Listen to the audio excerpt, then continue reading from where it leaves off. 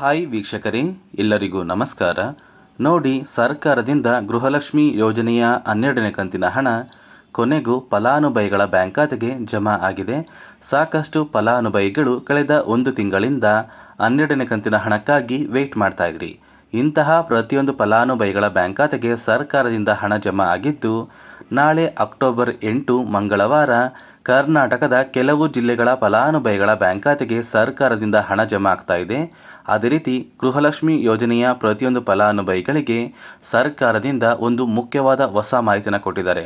ಹಾಗಾದರೆ ಬನ್ನಿ ವೀಕ್ಷಕರೇ, ಆ ಒಂದು ಮಾಹಿತಿ ಏನು ಮತ್ತು ಯಾವ ಜಿಲ್ಲೆಗಳಿಗೆ ಹಣ ಬರ್ತಾ ಇದೆ ಅಂತ ತಿಳ್ಕೊಳ್ಳೋಣ. ಅದಕ್ಕಿಂತ ಮೊದಲು ವಿಡಿಯೋ ನೋಡ್ತಾ ಇರುವ ಪ್ರತಿಯೊಬ್ಬರ ಹತ್ರ ಕೂಡ ಒಂದು ಚಿಕ್ಕ ರಿಕ್ವೆಸ್ಟ್ ಇದೆ. ನೋಡಿ ಸ್ನೇಹಿತರೆ, ನೀವೇನಾದ್ರೂ ಇನ್ನೂ ಕೂಡ ನನ್ನ ಚಾನಲ್ನ ಸಬ್ಸ್ಕ್ರೈಬ್ ಆಗಿಲ್ಲ ಅಂದರೆ ದಯವಿಟ್ಟು ಪ್ರತಿಯೊಬ್ಬರೂ ಚಾನಲ್ನ ಸಬ್ಸ್ಕ್ರೈಬ್ ಮಾಡ್ಕೊಳ್ಳಿ, ಹಾಗೆ ವಿಡಿಯೋಗೆ ಒಂದು ಲೈಕ್ನ ಕೊಡಿ. ಹೌದು ವೀಕ್ಷಕರೇ, ಗೃಹಲಕ್ಷ್ಮಿ ಯೋಜನೆಯ 12ನೇ ಕಂತಿನ ಹಣಕ್ಕಾಗಿ ಸಾಕಷ್ಟು ಫಲಾನುಭವಿಗಳು ಕಳೆದ 1.5 ತಿಂಗಳಿಂದ ವೆಯ್ಟ್ ಮಾಡ್ತಾ ಇದ್ರಿ. ಇಂತಹ ಪ್ರತಿಯೊಂದು ಫಲಾನುಭವಿಗಳ ಬ್ಯಾಂಕ್ ಖಾತೆಗೆ ಸರ್ಕಾರದಿಂದ ಕೊನೆಗೂ 12ನೇ ಕಂತಿನ ಹಣ ಜಮಾ ಆಗಿದೆ. ಈ ಹಿಂದೆ ಸಚಿವೆ ಲಕ್ಷ್ಮೀ ಹೆಬ್ಬಾಳ್ಕರ್ ಅವರು ಪ್ರತಿಯೊಂದು ಫಲಾನುಭವಿಗಳಿಗೆ ಒಂದು ಮಾಹಿತಿಯನ್ನು ಕೊಟ್ಟಿದ್ರು. ದಸರಾ ಹಬ್ಬದ ಪ್ರಯುಕ್ತ ಪ್ರತಿಯೊಂದು ಫಲಾನುಭವಿಗಳ ಬ್ಯಾಂಕ್ ಖಾತೆಗೆ ನಾವು ಒಟ್ಟು 3 ಕಂತಿನ ಹಣನ ಜಮಾ ಮಾಡ್ತೀವಿ ಅಂತ. ಅಂದರೆ 12ನೇ ಕಂತಿನ ಹಣ, 13ನೇ ಕಂತಿನ ಹಣ ಮತ್ತು 14ನೇ ಕಂತಿನ ಹಣ. ಇಲ್ಲಿ ಫಲಾನುಭವಿಗಳ ಬ್ಯಾಂಕ್ ಖಾತೆಗೆ ಒಟ್ಟು 6,000 ಹಣ ಜಮಾ ಆಗಬೇಕಾಗಿತ್ತು. ಆದರೆ ಸದ್ಯಕ್ಕೆ ಸರ್ಕಾರದಿಂದ ಕೇವಲ 12ನೇ ಕಂತಿನ ಹಣ ಮಾತ್ರ ಬಂದಿದೆ. ಹಾಗಾದರೆ ನಿಮ್ಮ ಬ್ಯಾಂಕ್ ಖಾತೆಗೆ 13ನೇ ಕಂತಿನ ಹಣ, 14ನೇ ಕಂತಿನ ಹಣ ಜಮಾ ಆಗೋದಿಲ್ವಾ ಅಂತ ನೀವು ಕೇಳ್ಬೋದು. ನಿಮ್ಮ ಬ್ಯಾಂಕ್ ಖಾತೆಗೆ 13ನೇ ಕಂತಿನ ಹಣ ಕೂಡ ಜಮಾ ಆಗುತ್ತೆ. ಅದೇ ರೀತಿ 14ನೇ ಕಂತಿನ ಹಣ ಕೂಡ ಜಮಾ ಆಗುತ್ತೆ. ಮೊದಲು 12ನೇ ಕಂತಿನ ಹಣ ನಿಮ್ಮ ಬ್ಯಾಂಕ್ ಖಾತೆಗೆ ಬಂದ ನಂತರ ಈ ಒಂದು 2 ಕಂತಿನ ಹಣ ಜಮಾ ಆಗುತ್ತೆ. ಒಟ್ಟು ಫಲಾನುಭವಿಗಳಿಗೆ ಅಕ್ಟೋಬರ್ ತಿಂಗಳಲ್ಲಿ 6,000 ಹಣನ ಫಲಾನುಭವಿಗಳ ಬ್ಯಾಂಕ್ ಖಾತೆಗೆ ಜಮಾ ಮಾಡ್ತೀವಿ ಅಂತ ಸರ್ಕಾರದಿಂದ ಒಂದು ಮಾಹಿತಿನ ಕೊಟ್ಟಿದೆ.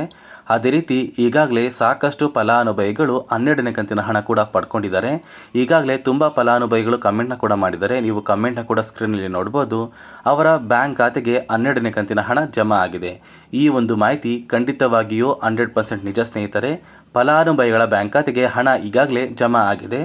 ನಾಳೆ ಮಂಗಳವಾರ ಅಕ್ಟೋಬರ್ 8ರಂದು ಕರ್ನಾಟಕದ ಯಾವ ಜಿಲ್ಲೆಗಳ ಫಲಾನುಭವಿಗಳಿಗೆ ಹಣ ಜಮಾ ಆಗ್ತಾ ಇದೆ ಅಂತ ನಾನು ನಿಮಗೆ ತಿಳಿಸ್ಕೊಡ್ತಾ ಇದ್ದೀನಿ. ಇದರ ಜೊತೆ ಸರ್ಕಾರದಿಂದ ಗೃಹಲಕ್ಷ್ಮಿ ಯೋಜನೆಯ ಪ್ರತಿಯೊಂದು ಫಲಾನುಭವಿಗಳಿಗೆ 5 ಹೊಸ ಮುಖ್ಯವಾದ ಮಾಹಿತಿ ಕೂಡ ಇದೆ. ಹಾಗಾದರೆ ನಾಳೆ ಯಾವ ಜಿಲ್ಲೆಗಳಿಗೆ ಹಣ ಜಮಾ ಆಗಲಿದೆ ಅಂತ ತಿಳ್ಕೊಳ್ಳೋಣ. ಮೊದಲಿಗೆ ಬಾಗಲಕೋಟೆ, ಬೆಂಗಳೂರು ನಗರ, ಬೆಂಗಳೂರು ಗ್ರಾಮಾಂತರ, ಬೆಳಗಾವಿ, ಬಳ್ಳಾರಿ, ಬೀದರ್, ವಿಜಯನಗರ, ಚಾಮರಾಜನಗರ, ಚಿಕ್ಕಬಳ್ಳಾಪುರ, ಚಿಕ್ಕಮಗಳೂರು, ಚಿತ್ರದುರ್ಗ, ದಕ್ಷಿಣ ಕನ್ನಡ, ದಾವಣಗೆರೆ, ಧಾರವಾಡ, ಗದಗ, ಕಲಬುರಗಿ, ಹಾಸನ, ಹಾವೇರಿ, ಕೊಡಗು, ಕೋಲಾರ, ಕೊಪ್ಪಳ, ಮಂಡ್ಯ, ಮೈಸೂರು, ರಾಯಚೂರು, ರಾಮನಗರ, ಶಿವಮೊಗ್ಗ, ತುಮಕೂರು, ಉಡುಪಿ, ಉತ್ತರ ಕನ್ನಡ, ಯಾದಗಿರಿ ಮತ್ತು ಬಿಜಾಪುರ. ಈ ಜಿಲ್ಲೆಯ ಪ್ರತಿಯೊಂದು ಫಲಾನುಭವಿಗಳಿಗೆ ನಾಳೆ ಮಂಗಳವಾರ ಗೃಹಲಕ್ಷ್ಮಿ ಯೋಜನೆಯ 12ನೇ ಕಂತಿನ ಹಣ ಜಮಾ ಆಗ್ತಾ ಇದೆ. ಮತ್ತು ನೀವು 12ನೇ ಕಂತಿನ ಹಣನ ಪಡ್ಕೋಬೇಕು ಅಂದರೆ ನಿಮ್ಮ ಬ್ಯಾಂಕ್ ಖಾತೆಗೆ ಇಲ್ಲಿಯವರೆಗೂ ಸರ್ಕಾರದಿಂದ ಬಂದಿರುವಂತಹ 11 ಕಂತಿನ ಹಣ ಬಂದಿರಬೇಕು. ಒಂದು ವೇಳೆ ನಿಮ್ಮ ಬ್ಯಾಂಕ್ ಖಾತೆಗೆ ಇನ್ನೂ ಸಹ ಗೃಹಲಕ್ಷ್ಮಿ ಯೋಜನೆಯ ಹಳೆಯ ಕಂತಿನ ಹಣ ಪೆಂಡಿಂಗ್ ಇದ್ದರೆ ಖಂಡಿತವಾಗಿಯೂ ನಿಮ್ಮ ಬ್ಯಾಂಕ್ ಖಾತೆಗೆ ಗೃಹಲಕ್ಷ್ಮಿ ಯೋಜನೆಯ ಯಾವುದೇ ರೀತಿಯ ಹಣ ಬರೋದಿಲ್ಲ. ಅದೇ ರೀತಿ ಪ್ರತಿಯೊಂದು ಫಲಾನುಭವಿಗಳಿಗೆ ನಾಳೆ ಹಣ ಜಮಾ ಆಗ್ತಾ ಇದೆಯಲ್ಲ, ಈ ಒಂದು ವಿಷಯ ಕುರಿತು ಕೂಡ ಸರ್ಕಾರ 5 ಹೊಸ ವಿಷಯನ ತಿಳಿಸಿದ್ದಾರೆ. ಅಂದರೆ ಸರ್ಕಾರ 5 ಹೊಸ ನಿಯಮನ ಜಾರಿಗೆ ತಂದಿದ್ದಾರೆ. ಈ ಒಂದು ನಿಯಮದ ಪ್ರಕಾರ ನಿಮ್ಮ ಬ್ಯಾಂಕ್ ಖಾತೆಗೆ ಸರ್ಕಾರ ಹಣ ಜಮಾ ಮಾಡ್ತಾರೆ.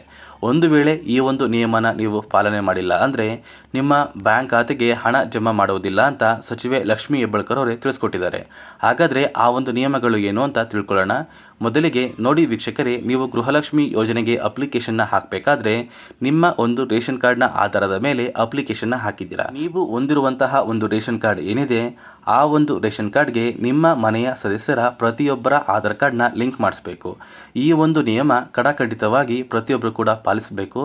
ನಿಮ್ಮ ರೇಷನ್ ಕಾರ್ಡ್ಗೆ ನೀವೇನಾದ್ರೂ ಆಧಾರ್ ಕಾರ್ಡ್ನ ಲಿಂಕ್ ಮಾಡಿಸಿಲ್ಲ ಅಂದರೆ ಗೃಹಲಕ್ಷ್ಮಿ ಯೋಜನೆಯ 2,000 ಹಣ ಇನ್ನು ಮುಂದೆ ನಿಮ್ಮ ಬ್ಯಾಂಕ್ ಖಾತೆಗೆ ಜಮಾ ಆಗೋದಿಲ್ಲ.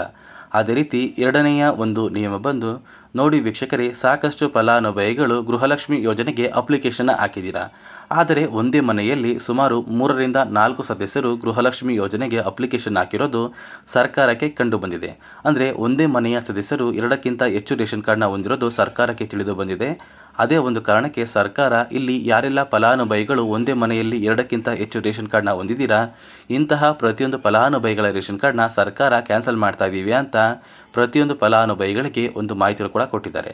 ಅದೇ ರೀತಿ ಮೂರನೆಯ ಒಂದು ನಿಯಮ ಬಂದು ನೋಡಿ ವೀಕ್ಷಕರೇ, ನೀವು ಅಥವಾ ನಿಮ್ಮ ಮನೆಯ ಸದಸ್ಯರು ಸರ್ಕಾರಕ್ಕೆ ಯಾವುದೇ ರೀತಿಯ ಒಂದು ಟ್ಯಾಕ್ಸ್ನ ಪೇ ಮಾಡಬಾರ್ದು. ಒಂದು ವೇಳೆ ನಿಮ್ಮ ಮನೆಯ ಸದಸ್ಯರು ಸರ್ಕಾರಕ್ಕೆ ಏನಾದ್ರೂ ತೆರಿಗೆನ ಕಟ್ತಾ ಇದ್ರೆ ನಿಮ್ಮ ಬ್ಯಾಂಕ್ ಖಾತೆಗೆ ಗೃಹಲಕ್ಷ್ಮಿ ಯೋಜನೆಯ ಯಾವುದೇ ರೀತಿಯ ಒಂದು ಹಣ ಜಮಾ ಆಗೋದಿಲ್ಲ.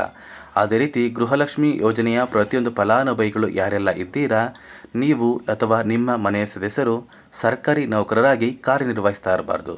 ಒಂದು ವೇಳೆ ನೀವು ಏನಾದ್ರೂ ಸರ್ಕಾರಿ ನೌಕರರಾಗಿ ಕಾರ್ಯನಿರ್ವಹಿಸ್ತಾ ಇದ್ದರೆ ಗೃಹಲಕ್ಷ್ಮಿ ಯೋಜನೆಯ 2,000 ಹಣ ಇನ್ನು ಮುಂದೆ ಇಂತಹ ಫಲಾನುಭವಿಗಳ ಬ್ಯಾಂಕ್ ಖಾತೆಗೆ ಜಮಾ ಆಗೋದಿಲ್ಲ. ಅದೇ ರೀತಿ 5ನೆಯ ಒಂದು ನಿಯಮ ಬಂದು ನಿಮ್ಮ ಮನೆಯ ವಾರ್ಷಿಕ ಆದಾಯ 7 ಲಕ್ಷಕ್ಕಿಂತ ಕಡಿಮೆ ಇರಬೇಕು. ಒಂದು ವೇಳೆ ನಿಮ್ಮ ಮನೆಯ ವಾರ್ಷಿಕ ಆದಾಯ 7 ಲಕ್ಷಕ್ಕಿಂತ ಜಾಸ್ತಿ ಇದ್ದರೆ ಈ ಒಂದು ಫಲಾನುಭವಿಗಳ ಒಂದು ಹೆಸರನ್ನ ಗೃಹಲಕ್ಷ್ಮಿ ಯೋಜನೆಯಿಂದ ತೆಗಿತೀವಿ ಅಂತ ಸಚಿವೆ ಲಕ್ಷ್ಮೀ ಹೆಬ್ಬಾಳ್ಕರ್ ಅವರು ತಿಳಿಸ್ಕೊಟ್ಟಿದ್ದಾರೆ. ಅದೇ ರೀತಿ ನಾಳೆ ಮಂಗಳವಾರ ಕರ್ನಾಟಕದ ಕೆಲವು ಜಿಲ್ಲೆಗಳ ಫಲಾನುಭವಿಗಳ ಬ್ಯಾಂಕ್ ಖಾತೆಗೆ 12ನೇ ಕಂತಿನ ಹಣ ಬರ್ತಾ ಇದೆ. ಈಗಾಗಲೇ ಸಾಕಷ್ಟು ಫಲಾನುಭವಿಗಳು 12ನೇ ಕಂತಿನ ಹಣನ ಪಡ್ಕೊಂಡಿದ್ದೀರಾ. ಉಳಿದ ಫಲಾನುಭವಿಗಳ ಬ್ಯಾಂಕ್ ಖಾತೆಗೆ ಆದಷ್ಟು ಬೇಗ 12ನೇ ಕಂತಿನ ಹಣ ಜಮಾ ಆಗ್ತಾ ಇದೆ ಅಂತ ಹೇಳ್ತಾ ಈ ಒಂದು ವಿಡಿಯೋನ ಇಲ್ಲಿಗೆ ಎಂಡ್ ಮಾಡ್ತಾ ಇದ್ದೀನಿ. ನಾನು ನಿಮಗೆ ಕೊಟ್ಟಿರುವಂತಹ ಮಾಹಿತಿ ಇಷ್ಟ ಆಗಿದ್ರೆ ದಯವಿಟ್ಟು ಪ್ರತಿಯೊಬ್ಬರೂ ನನ್ನ ಚಾನಲ್ನ ಸಬ್ಸ್ಕ್ರೈಬ್ ಮಾಡ್ಕೊಳ್ಳಿ. ಹಾಗೆ ವಿಡಿಯೋಗೆ ಒಂದು ಲೈಕ್ನ ಕೊಟ್ಟು ಆದಷ್ಟು ಈ ಒಂದು ವಿಡಿಯೋನ ನಿಮ್ಮ ಪ್ರತಿಯೊಂದು ಸ್ನೇಹಿತರಿಗೆ ಶೇರ್